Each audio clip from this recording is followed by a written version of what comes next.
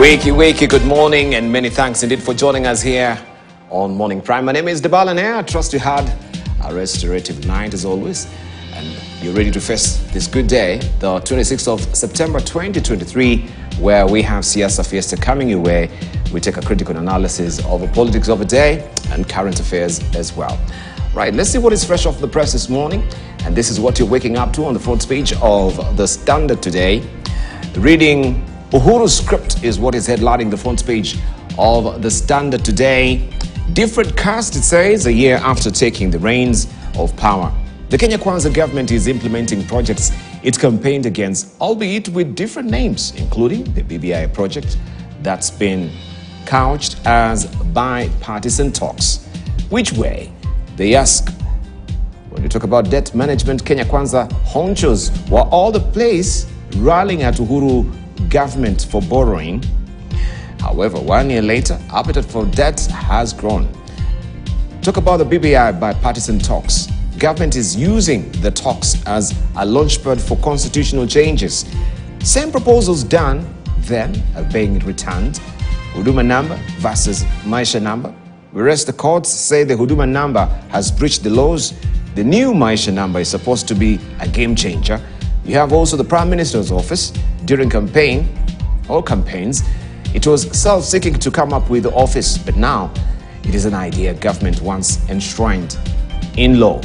So what is dramatically different with the BBI or Uhuru's script as well?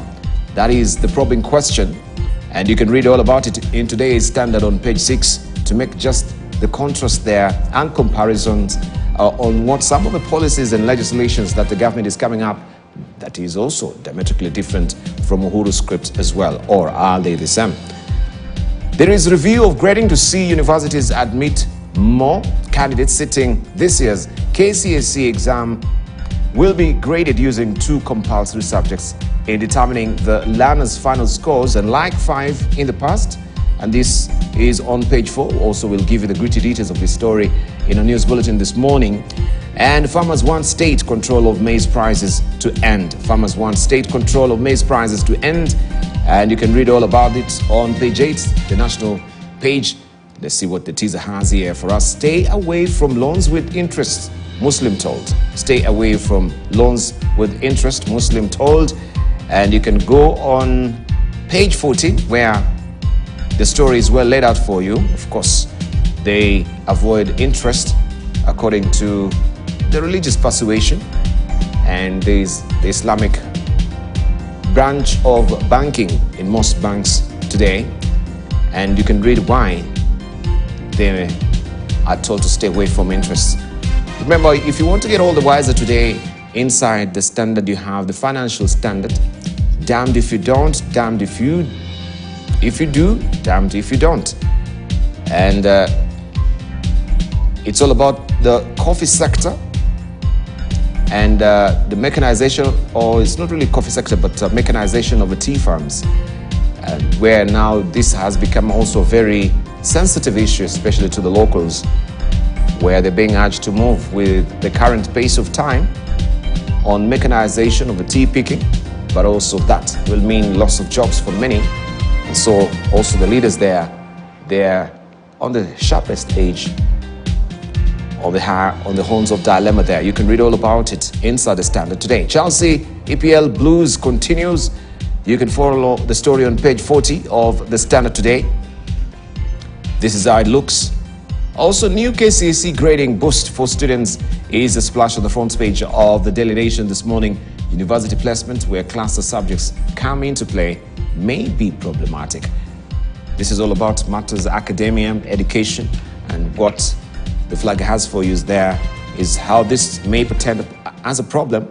The subject review, a new grading system to be implemented from this year, and which is set to benefit over 5 million learners, will reduce the number of compulsory subjects from 5 to 2, mathematics and 1 of the languages. This means more candidates are likely to score better grades and qualify to join tertiary colleges. The story continues on page 7 of the Daily Nation this morning. Ain't going nowhere, says Raila. I'm going nowhere. That story on page 4. The day I decided to go back to Bondo, I will not ask for anyone's permission. I'll find my way there. Certainly, that time has not yet come. I'm still here, so let them shut up. This is what Azimio la Umoja leader is saying here. You can follow the story on page 4 of the Daily Nation this morning. And on top, suspect in Maigo murder case freed. A court has released a woman arrested in connection with the murder of Nairobi Hospital's finance director Eric Maigo after detectives failed to provide evidence linking her to the crime. What split? That is the burning question there that the DP is asking. Mount Kenya leaders are united, he insists. You can follow the story on page 6 of the Daily Nation. And you are on your own. UDA tells Cherargei on term limits. And this is on page 5. He was to appear before the NDC to submit his memorandum that suggests the extension of the president's term limit by 2 years. And that is the story that you want to follow on page 5 now. He's on his own. Ruto has sent out 100,000 community health promoters to counties. The community health promoters will transform healthcare at the grassroots, and Kenyans will no longer have to visit the hospitals for screening services. This is what the president is saying. You can read all about it on page 2 of the Daily Nation this morning, all in a bid to make sure that universal healthcare is shaking into place. And you have also the Healthy Nation coming in handy for you every Tuesday. And you can read all about this lady, Felicita Churie, who gave her only son Victor her right kidney in a historic surgery in 1990. He lived for 26 years after the transplant, dying aged 48. She talks about the transplant and the life that followed. And you can read all about that heart-wrenching story, albeit a good one as well. A sacrificial, of course, love there, depicted by a doting, loving mother to her son, and what really transpired, having lived until the age of 48. You can follow the story inside the Daily Nation this morning. War on terror gets boost as Kenya, US sign pact. Countries sign cooperation agreement with the United States that will see Kenya Defense Forces personnel trained and provided with financial and technical assistance over the next 5 years. This story continues on page 13 of the Daily Nation. This is how it looks. Let's see what we have on the front page of the People Daily. It's all about matters academia and, of course, the new rules for KCSE students. Relievers grading system reviewed. National examination candidates will only have 2 mandatory subjects and will be graded based on the 5 exams in which they get high scores, raising their chances of advancing to TVETs, universities as well. And this, you have full reports. We'll lay that for you on page 4. Also, we have the county bosses will be given bigger role in managing how exams will be administered. On grading systems, maths and 1 language will be compulsory. Final score to be based on 5 best tests. Also, leave review. Teachers who will be on leave in the exam period have been recalled. All that inside today's People Daily. Kipchoge, I was going for a record, but then you have your alama, your dukuduku there, or ellipses. You can read all about what happened, that he was going for the world record. Did it not really happen? Of course, he gathered something for us and made Kenyans proud, but what was he gagging for? You can read all about it inside page 31 of the People Daily. NHIF, that is NHIF, Bomber Stocks, top of House agenda. That is on page 6 of today's People Daily. Magistrate protest at delays in Kimwarer graft case. Faceless officers frustrating 63 billion shillings corruption case against CS. And this is a story that you can follow inside the People Daily this morning. This is how it looks. You can grab a copy for yourself. Mzeni wewe. That is what we have as a splash today. Afokea wanaotaka stahafu na kurudi Bondo, wanaolenga kumridhi akisema wakati wake bado. That is the story that you want to follow. Ni taharuki, tangazo hilo la kutoacha siasa na msimamo wake wa kuunga mkono mazungumzo ya maridhiano, wakati ambapo baadhi ya viongozi wa Azimio wanataka muungano huo ujiondoe, limeacha wengi kwa mataa. And you can follow all that story on page 2 of Taifa Leo this morning. UDA yakataa miaka 7 ya rais. Follow the story on page 3. And starlets tayari kupasua kichwa. You can follow the story also inside Taifa Leo. Kahawa ya Mramba Kashagwa aliyekuwa vita vya kumaliza makateli katika sekta hiyo ni vigumu, right? Is facing impediments there and is crying foul right now that the fight is not easy. You can read all about it inside the Taifa Leo this morning. Let's buckle down to some business where we can follow the story of how employers also are decrying the pay deductions that is heavily weighing on the companies. Employers' headaches as pay deductions cross 2/3. Workers' take-home pay shrink from taxes and levies. Distressed employees cutting on SACCO, bank savings. More salaried workers, it says, with pre-existing loan repayment obligations have in recent months seen their take-home pay shrink past the legally recommended level after statutory and tax deductions presenting a compliance headache for employers and financial institutions.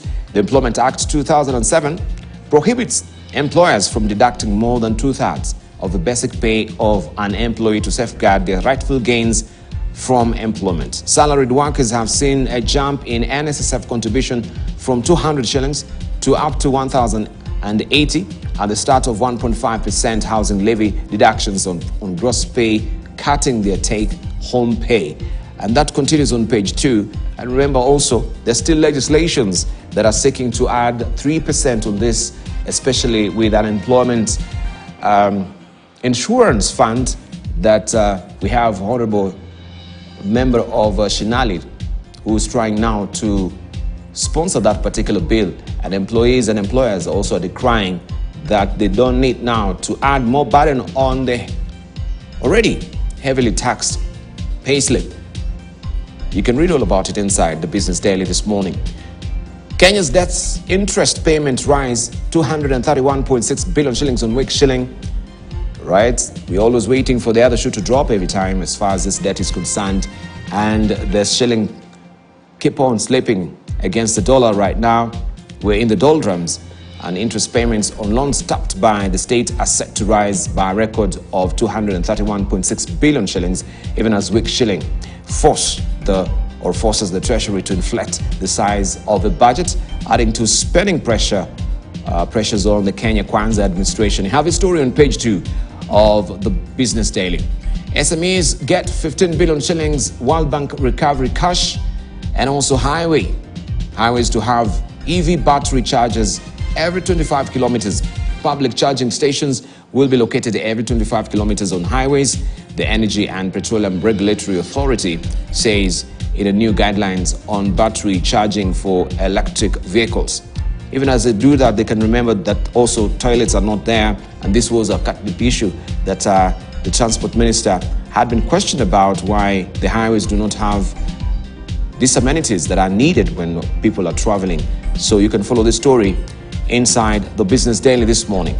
Also, companies feel pain of rising loan interest rates. The rise in Treasury bill rates to an 8-year high is exposing companies that have taken out loans pegged on the rate to high finance costs, raising their cost of doing business in an already challenging economic environment. And this story continues on page 4 of the Business Daily this morning. Let's continue at pace and see what we have across the region. We go to Uganda, and I can see the citizen in Tanzania is up next, where the NSSF reports doubling of investment portfolio.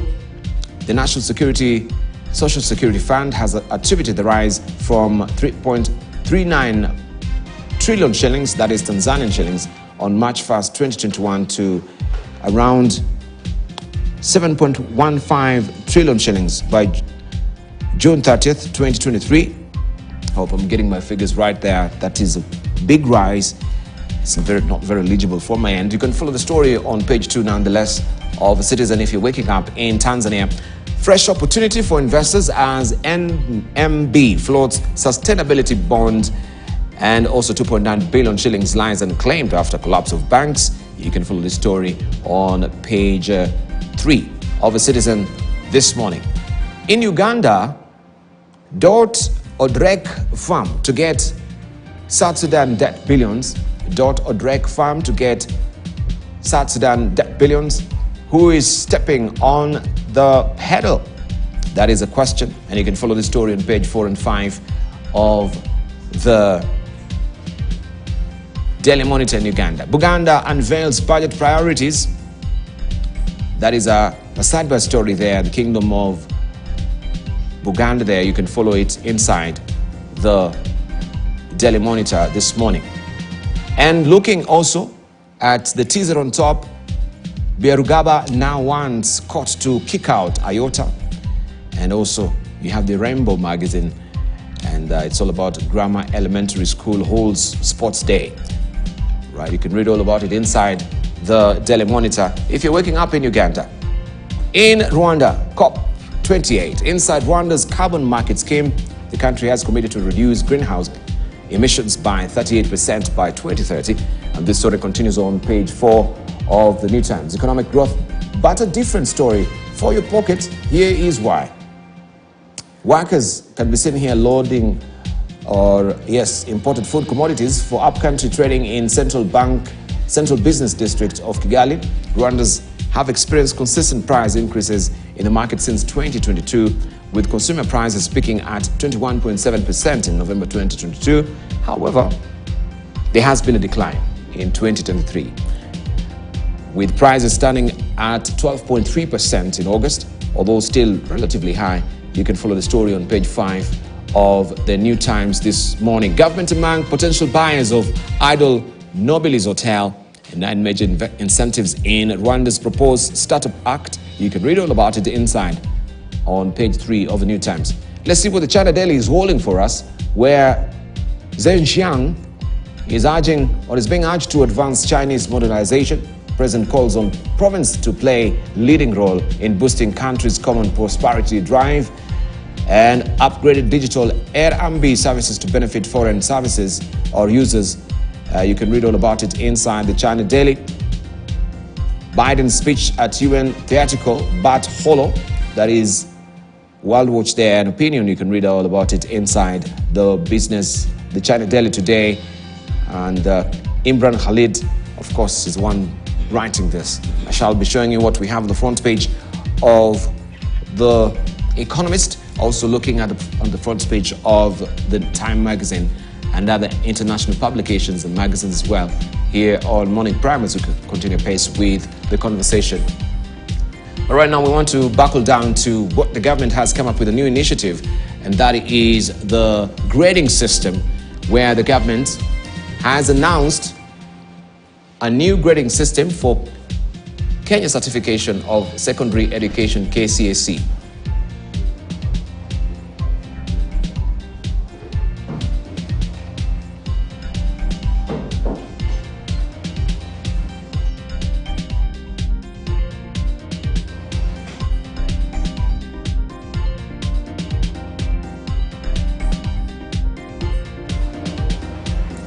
All right, we shall be looking at that momentarily, the new grading system, briefly, just to get an inkling on what it's all about. And again, of course, we want to see how the weather will be today, which is up next.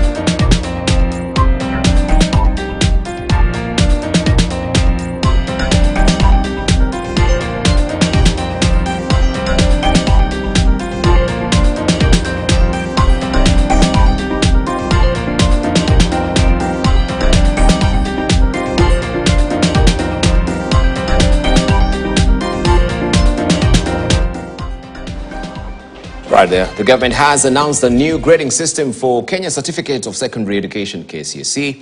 The new grading system is part of the recommendations by the Presidential Working Party on education reforms, which advised that grading of KCSE should use 2 compulsory subjects in determining the learners' final scores. Education Cabinet Secretary Ezekiel Machogu says the new system will enhance better grades for KCSE whilst ensuring higher number of students qualifying for university.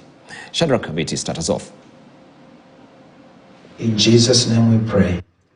The new grading system for the Kenya Certificate of Secondary Education KCSE, announced on Monday by Education Cabinet Secretary Ezekiel Machogu, will see KCSE candidates graded on 2 compulsory subjects in determining their final scores. The only 2 mandatory subjects will be mathematics and 1 language, either English language, Kiswahili, or Kenyan Sign Language. In addition to the 2 mandatory subjects, the Kenya National Examination Council will consider another 5 best performed subjects. The number of compulsory subjects were just too many, and this has been contributing to the very many students who are scoring the grade D and below. They are trying to get the best out of a child so that we get people who are not forced to do things that they have either crammed. Presently, the Kenya National Examination Council grades candidates based on 5 compulsory subjects and 2 other best performed subjects. The NEC uses a candidate's scores in mathematics, which is compulsory, English and Kiswahili, which are compulsory, and 2 sciences chosen from either biology, chemistry, and physics. The remaining 2 subjects are then derived from humanities, chosen from religious education, geography, history, business studies, agriculture, and other technical subjects. If one is good in sciences and he does well in other science subjects, that is what will count. Or if one is good in humanities and he scores highly in humanities, that is what will count. We've been complaining that the percentage of those going to the university compared to our neighbors, we were doing very small percentage.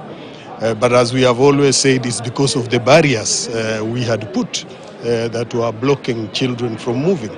Experts and education stakeholders have observed that the KCSE was designed to perform 2 roles, which is to rate the learner's achievement over the 4 years period in secondary school, and secondly, to act as a transition marker that determines whether the student proceeds to college, university, or TVET. I'm seeing a projection on more grade A's up to C+, and very small percentage to those grades that we've been complaining. Meanwhile, the Kenya National Examination Council has announced new rules in the administration of this year's national examinations. The collection of the KCSE examinations papers will be done twice from the container. If they are taken once in the morning and then the invigilators and the supervisors go with them, then you find exposures happen in some schools where now they are leaked before the exam time. A total of 576 containers will serve as distribution centers for KPSEA and KCPE exams, while 567 containers will be used as distribution centers for KCSE exams.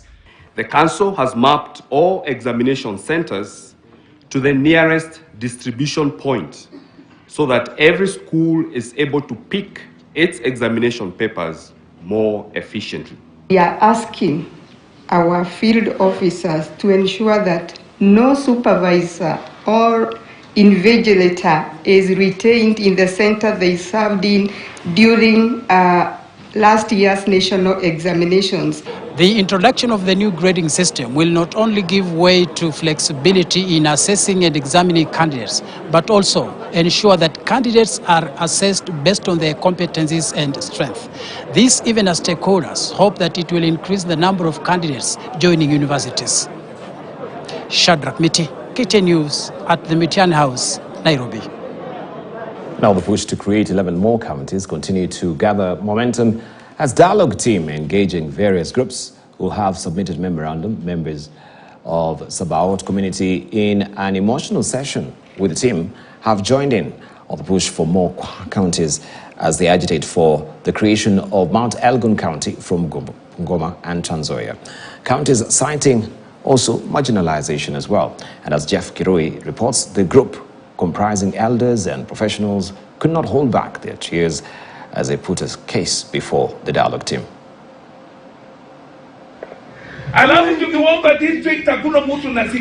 It was an emotional affair when members of the Sabaot community made their presentation to the National Dialogue Committee on Monday. The group, mostly elders, could not hold back tears as they pitched for a county hived off from Bungoma and Trans Nzoia counties, citing marginalization. Kabila ya Kenya ilikuwa 42 ikakuwa 45 mpaka Wahindi mpaka Punjab. Sasa ni 45. Jamii ya Wasaboti iko kwa hiyo group na counties ni 47. Yetu hapo moja nana vitu. Sisi hata kwa national government hatuna hata waziri.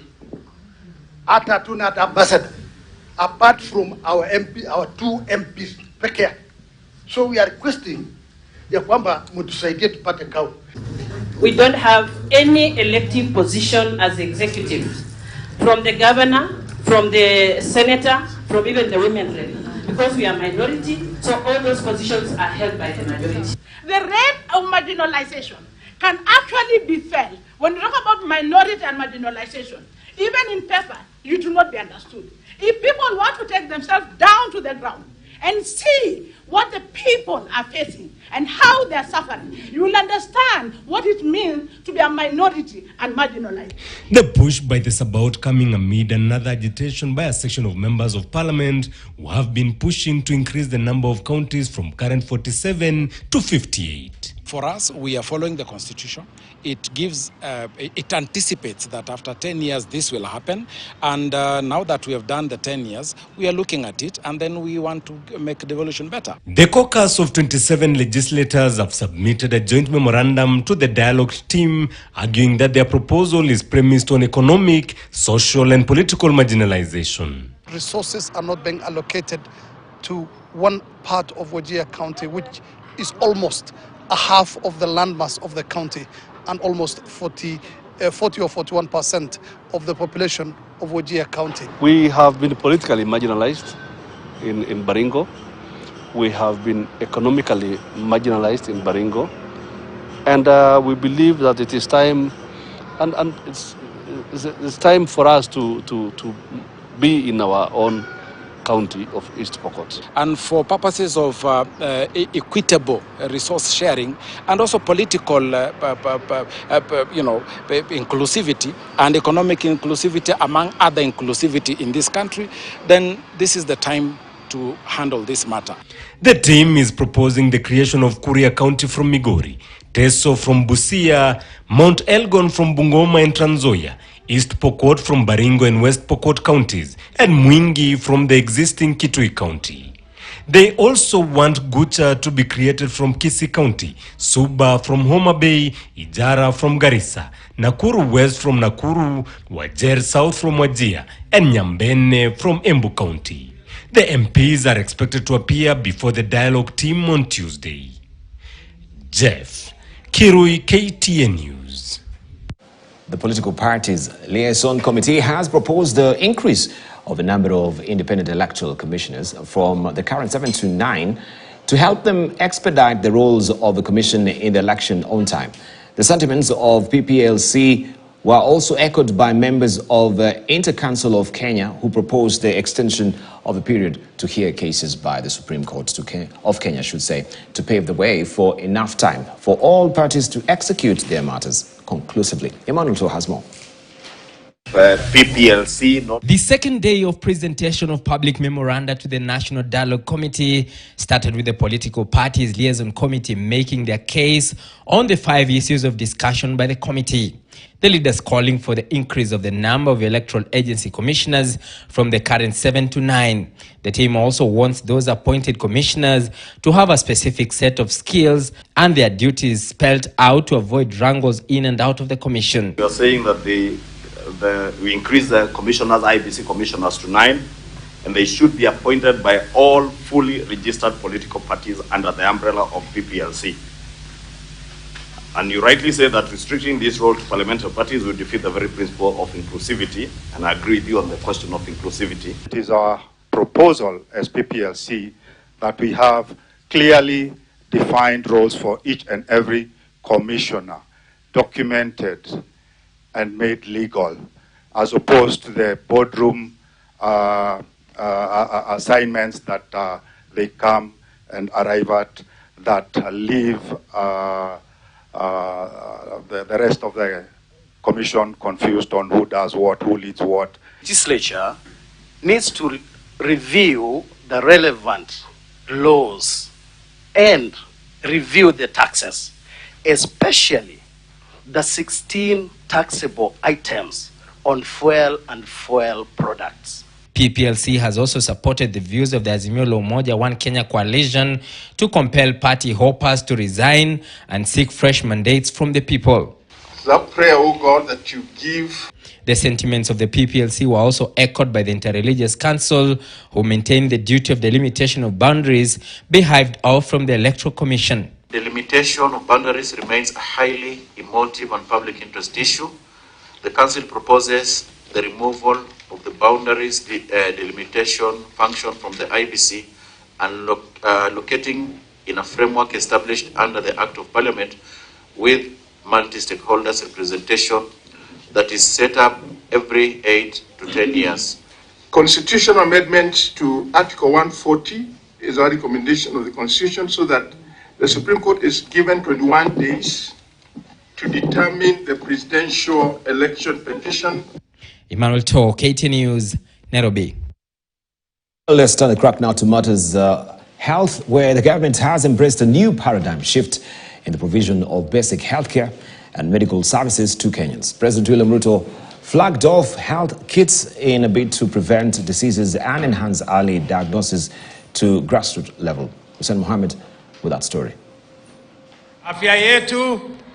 The distribution of health kits and the support of health promoters in the communities was the topic of the day. So far, 100,000 community health promoters are registered by the government. The event brought together the government and private stakeholders in a bid to improve the provision of universal health care in the country. Leo tunakutana hapa kuanzisha safari ya kubadilisha vile afya itawafikia Wakenya katika vijiji zetu kila sehemu ya Kenya. We aim to promote health and prevent diseases rather than fighting them, which will in turn address the increasing healthcare costs. Several promises and strategies were presented. Each one of them will be equipped by the government of Kenya with a kit that they can use for making sure that they can access every household in Kenya. Are going to be key in ensuring that we have the correct referral system so that we can decongest our level 4, our level 5 and level 6 hospitals. Various health equipment, including thermometers, a mark tape, which helps in the identification of malnutrition cases, among others, are included in the health kits. Our community health promoters have a stipend every month, and we are going to co-share a shilling for a shilling with our county governments. The government, in partnership with Safaricom, is expected to reduce the prices of mobile phones, which are expected to be provided to 100,000 community health promoters by the government in order to smoothen their operations. We'll provide connectivity, infrastructure to store the data, our cyber security solutions to ensure data integrity and safety, and a call center to support, among other services. The governors have also emphasized the importance of devolution of health services. To prioritize community health as a key contributor to universal health coverage, we need both technical and financial support in actualizing this noble cause. The cost of preventing a disease is 9 times to cure the same disease. So this is a temporary measure, and in 5 years' time, through this intervention, the cost of curing diseases in this country will come down by 50%. If these aspirations and promises are implemented, it will be a relief for Kenyans, many of whom are facing poverty due to high fees for health and medical services. Husna Mohammed, KTN News, Nairobi County. The president has said the government is keen on tackling corruption. He noted that the vice is one of the biggest barriers to the transformation of Kenya. He explained that a non-uniform and quality prosecutorial actions office will tame inequity and check the abuse and misuse of public resources in the country. He made the remarks on Monday during the swearing off the Director of Public Prosecutions, Renson Mulele Igonga, at State House. The president pledged to support him in ensuring that justice prevails in the country. Deputy President Rigathi Gachagua, Cabinet Secretary, Musalia Mudavadi, Chief Justice Martha Koome, Speaker of the National Assembly Moses Wetangula, Attorney General Justin Muturi, Cabinet Secretary of Interior Kithure Kindiki, among others, were present. Support and goodwill of every actor of the selection panel on recruitment of the Director of... I, Renson Mulele Igonga, do solemnly affirm that I will well and truly serve the people and the Republic of Kenya in the office of the Director of Public Prosecutions, that I will at all times and to the best of my knowledge and ability protect, administer, and defend this Constitution and exercise the constitutional functions entrusted to me. We stand ready to welcome you to the family of NCAJ and to assure you that we will collaborate as partners and work with you to deliver on your mandates. You have the support of the executive, and the presence of all these leaders here is testimony, and of every state organ, of both tiers of government and all three arms of government, and of the millions of Kenyans who are looking up to you and your officers with hope and expectation. We will respect and uphold the independence of your office and provide you with the necessary assistance that we can as you pursue the sacred goal of making Kenya a more just and more safe nation for all of us.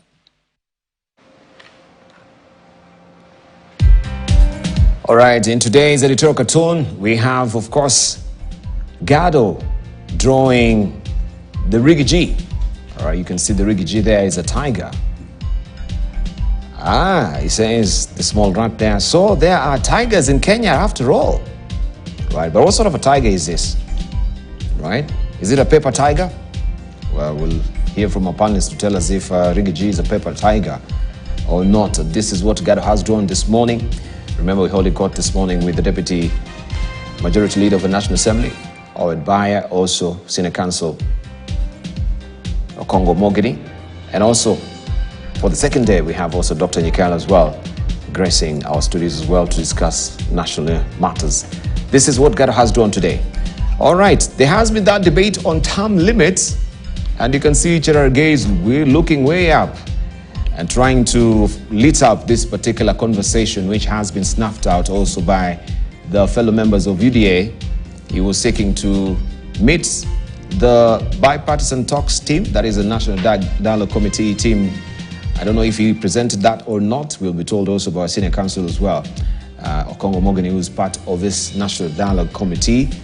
And this is the second time that we can see a stab on trying to extend the presidential term limit.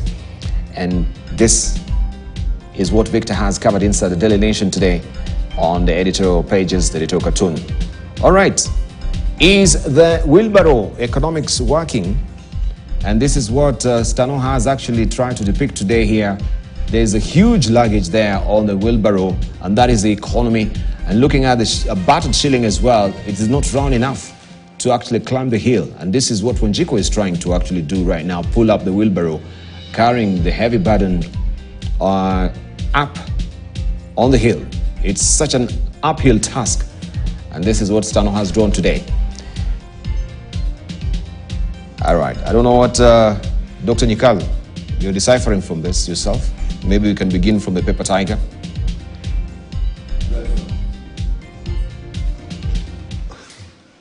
Well, what I know, he talks stuff, and whether that's what it means, I don't know whether he pounces. Standards are supposed to pounce.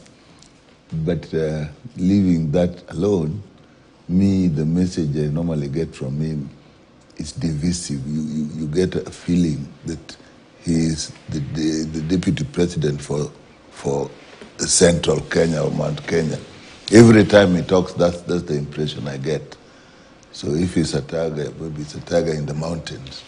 So that's all I can say of him as of this moment. All right, let's hear from Wenbai. Has been missing in action. Good to see you. Right? What do you say about the Talkatone itself?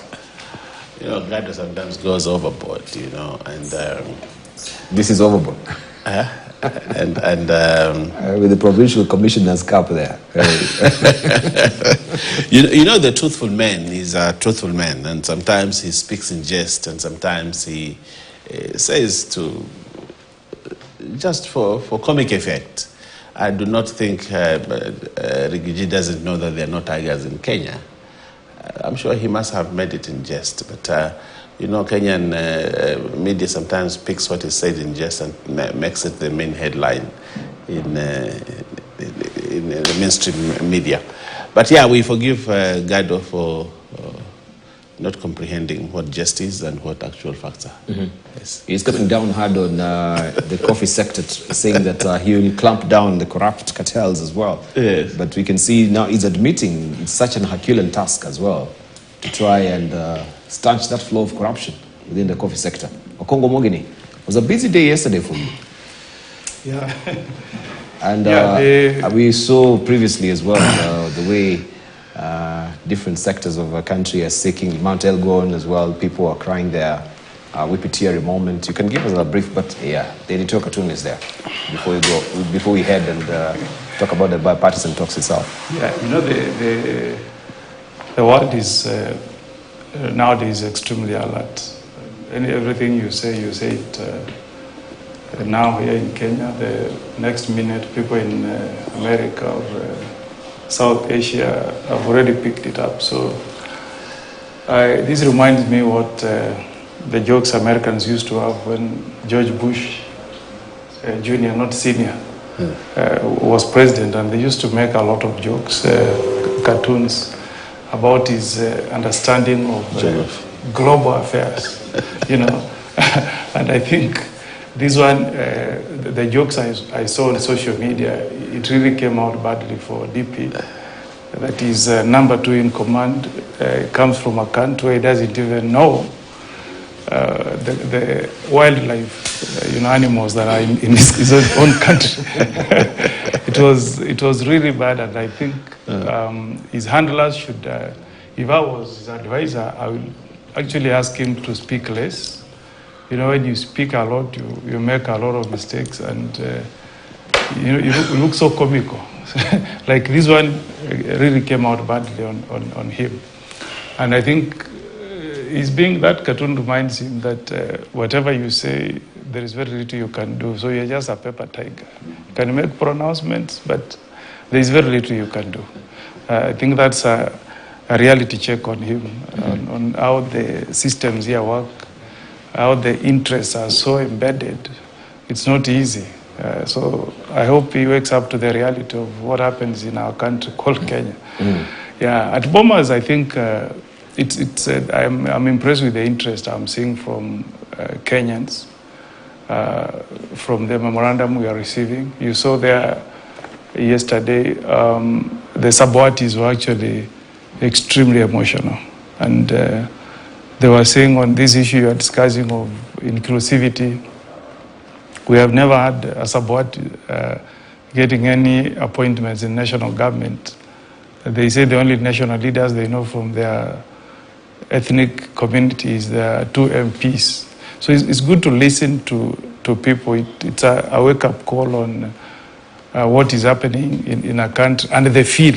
You know, those are not politicians. Those are elders. Those are professionals from that sub-ethnic group of Sabwat. So it really gives you a feel on how some people in Kenya feel like they are extremely isolated from government. And Also, the debate around IBC, you saw there are proposals that the commissioner should be increased from 7 to 9. So it's a good debate. I hope once we close this phase of receiving views from the public, we can retreat and have a conversation. You saw last week the agitation by our sisters, the women, on this issue of gender top-up. You know, their proposal, in fact, they say they want that implementation like yesterday. They don't want to wait for the next elections. So I think there are a number of issues. You saw the charge. Yeah. You know, you saw the presentation from the charge touching on issues of party discipline. So I think it's a good conversation. What about Cherargei? Did he appear before your committee yesterday? Looking at this editorial cartoon as well, he was to present the extension, that particular memorandum of extension of the president's term limit. Yeah, he hasn't appeared. I don't know whether he's going to make a request to appear in the remaining days. But I think the UDA members have really come hard. Come down hard on him. Maybe he hasn't appeared, but but leader can tell us. But Baya can tell us. Yes. But I don't think. I don't know. I was in Nyamira this weekend, and I don't know what the UDA government intends to achieve by bringing this conversation on the table, because literally that is asking Kenyans to prepare for another 7 years plus 7 presidencies. Maybe, maybe the representative of UDA on this panel can tell us more. We don't know what secret card they're having on this. My take on this is that, you know, Cherargei is a maverick of some sort, and he speaks his mind without fear, and I think you've seen his debates in Senate. He's always in running against the speaker there, and I think he's become another Cherargei. But from a party position and from a government position, I do not think that we support a 7-year term. I think this country and Africa in general has a 5-year term. And I think that is the norm in Africa. Except, for example, when you go to the United States, the president runs for 4 years and not 5. But I think there's also another country where they have 7 years. Rwanda? Mm-hmm. Rwanda has 7 years. So it's not coming from nowhere. That idea of that was after the extension of the term limits, because there was that debate of extension of the term limit in Rwanda. Yes. So to 7 years. Yes. And we had also Paul Kagame. Yes. Indicating that he will retire and become a journalist. And now looking at also the East Africa this week as well, you can see it's the fourth. The fourth. I think so he says, Paul Kagame wants to do a fourth 7-year term. Can you believe it? But what I want to say is that as government or from government position, we do not intend to change the constitution to increase the years from 5 to 7. But Cherargei has a constitutional right to express himself in whichever way that he would like to. But that does not mean in any way that it is government position or a party position. I think the party position has been stated by the Secretary General that we do not support what Cherargei is saying, but I will also defend his right to freedom of expression, because he is allowed to say what he wants to say, but it is not in agreement or in consensus at the party level or at government level. So, well, allow Cherargei to be Cherargei and say the things that he wants to say. They don't become law. But you need to look at things very perceptively as well. Yes. You can't have just woken up one day and say that you know, we just want to extend a presidential term limit. No, he can. But there has to be something that has prompted that. Either one, and maybe I want to throw it to the panelists to just decipher that for me.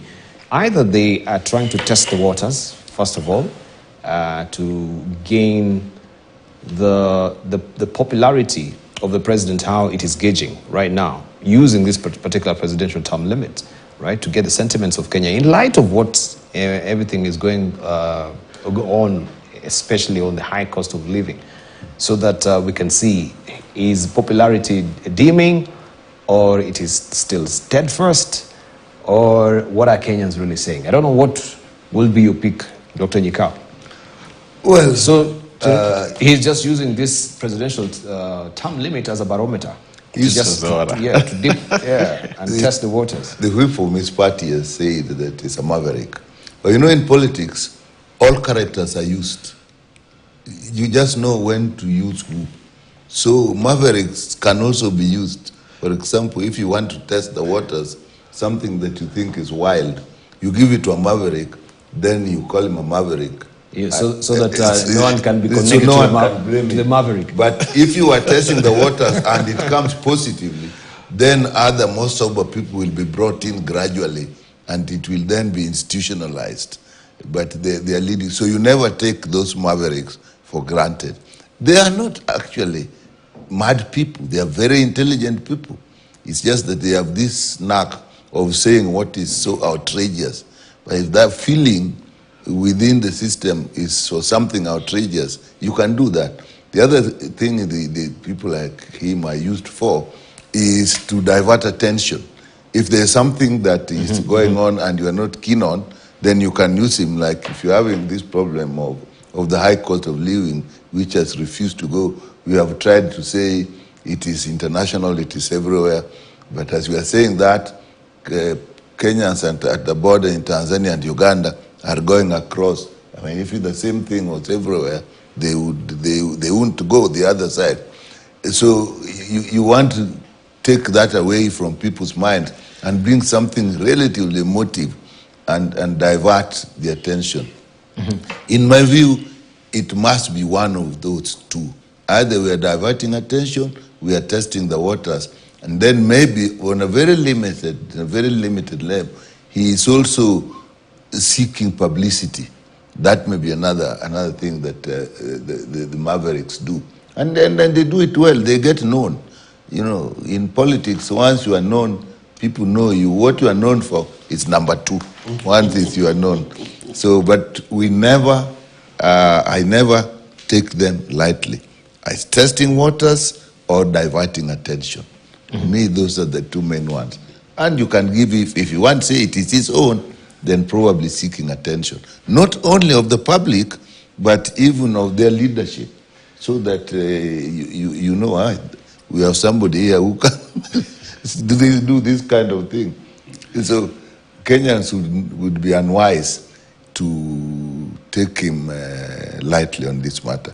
It's watch, and it's hear other statement following. Now I think the party has said we are not part of it, but that's the party. But look for less mavericks. If you see less mavericks joining him, you know there's a trend going on. All right. So that is a memorandum.